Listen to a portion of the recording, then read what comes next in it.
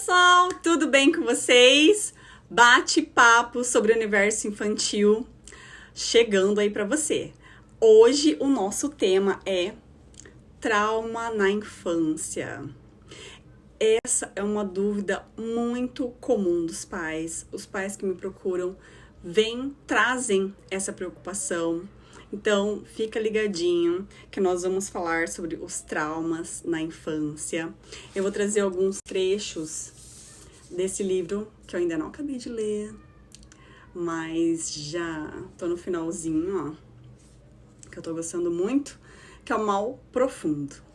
Vamos falar um pouquinho sobre isso? Vem comigo.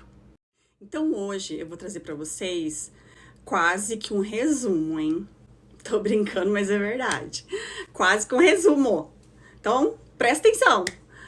É um trecho desse livro que eu já mostrei pra vocês, que eu tô lendo, que eu tô acabando de ler, que se chama Mal Profundo, da doutora Nadine Burke Harris.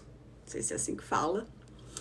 Nele, ela vem contando sobre sua trajetória profissional como pediatra e das pesquisas que ela fez e que ela teve contato, né, para descobrir como as experiências traumáticas, as adversidades vividas na infância influenciam na vida, tanto na saúde mental, emocional, quanto física, sendo gatilho para muitas doenças já na infância, quanto depois na fase adulta também. Ela diz que novas pesquisas têm mostrado que a exposição de crianças a acontecimentos estressantes e traumáticos podem levar a um risco maior de saúde e de desenvolvimento. Mas o que seriam esses acontecimentos ou adversidades? Vou pegar aqui para ler para vocês. Aqui, deixei separado. Seriam, então, abuso emocional recorrente, abuso físico recorrente, abuso sexual, negligência física, negligência emocional, abuso de drogas em casa, por exemplo, viver com um alcoólatra ou uma pessoa viciada em drogas, distúrbio mental em casa, vocês estão caindo, volta. Distúrbio mental em casa, por exemplo, viver com alguém que sofre de depressão ou algum distúrbio mental ou que tivesse tentado suicídio, mãe tratada de forma violenta. Então, por exemplo, briga entre os casais, né, entre os pais, é muito ruim para a criança. Divórcio ou separação parental, comportamento criminoso em casa, por exemplo, um membro da família que tivesse ido para a prisão. Então, são todas adversidades na infância, né? Possíveis adversidades que podem ocorrer na infância, que pode gerar um estresse tóxico, que ela chama, né? Que é quando o hormônio do estresse é liberado mais do que o corpinho da criança suporta, vamos dizer assim, né? Ou mais do que o indicado ali para a idade dela. E aí, diante desse estresse, dessas adversidades, desse estresse gerado na criança, né, desse trauma, quais seriam as doenças e condições que seriam observadas ainda na infância que estão associadas às adversidades, né, ao que ela também chama de estresse tóxico na infância. Então, eu vou ler aqui para vocês. Em bebês, está associado ao atraso no crescimento, atrasos cognitivos e distúrbios do sono. Crianças em idade escolar apresentam taxas mais altas de asma, resposta menos eficiente à medicação para controle da asma, maiores taxas de infecção, como viroses, infecções de ouvido, pneumonia, e mais dificuldades de aprendizagem e problemas comportamentais. As últimas pesquisas em neurociência explicam por que as adversidades, os traumas no início da vida têm um impacto tão grande no desenvolvimento das crianças. Por quê, gente? Porque a primeira infância oferece uma janela de oportunidade, de aprendizagem e de desenvolvimento, chamada de período crítico e sensível, que é o momento do desenvolvimento em que a presença ou a ausência de uma experiência resulta em mudanças irreversíveis. E é um período de máxima neuroplasticidade do cérebro, que é a capacidade do cérebro de refazer conexões, de se reorganizar, de se moldar e mudar. Essa neuroplasticidade acontece com mais rapidez nos primeiros anos de vida. 90% até os 6 anos. Eu fico assim, meu Deus, a minha filha já tem 6 anos. Até os 6 anos. E o restante, né, os outros 10%, até por volta dos 25 anos. Então, nossas experiências, tanto positivas quanto negativas, determinam o que vai ser ativado e fortalecido no nosso cérebro e o que não vai. Por isso que a gente pode dizer que as primeiras experiências da criança são tão importantes e moldam o cérebro.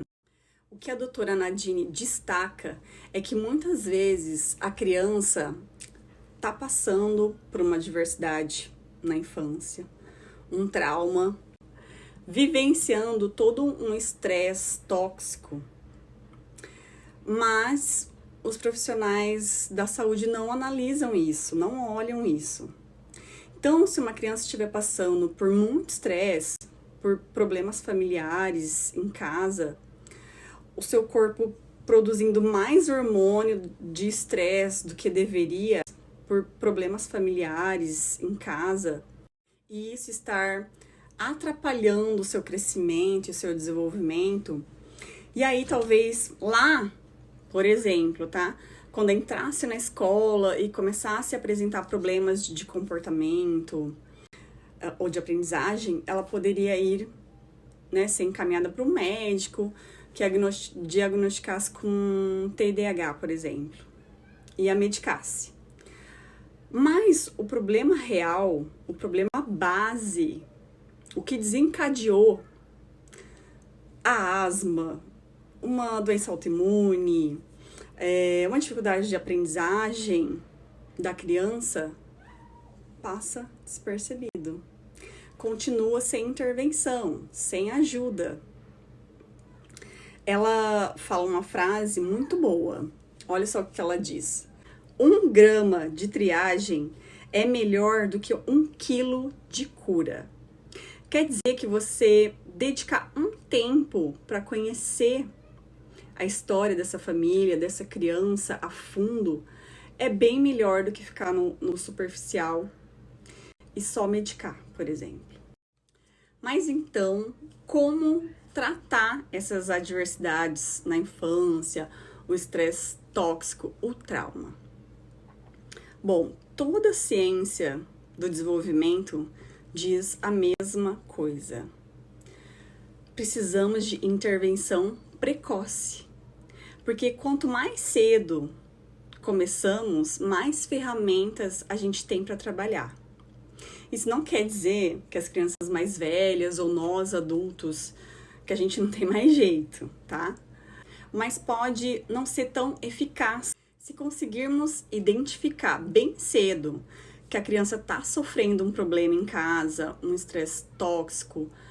Podemos intervir para aproveitar o período máximo da sua neuroplasticidade, ajudar ela na resposta desregulada ao estresse, dar suporte que ela precisa. Quer dizer, fazer com que ela não esteja sempre em alerta e liberando esse hormônio do estresse que atrapalha o desenvolvimento saudável dela, né? E ensinar formas dela amortecer, de deixar mais leve. E para isso, ela cita os pais, ou pelo menos a mãe ou o pai. Porque os pais funcionam como esse amortecedor das emoções da criança. Então, vocês, pai e mãe, tem que se cuidar também. Como que tá o seu estresse, o seu nervosismo, a sua raiva?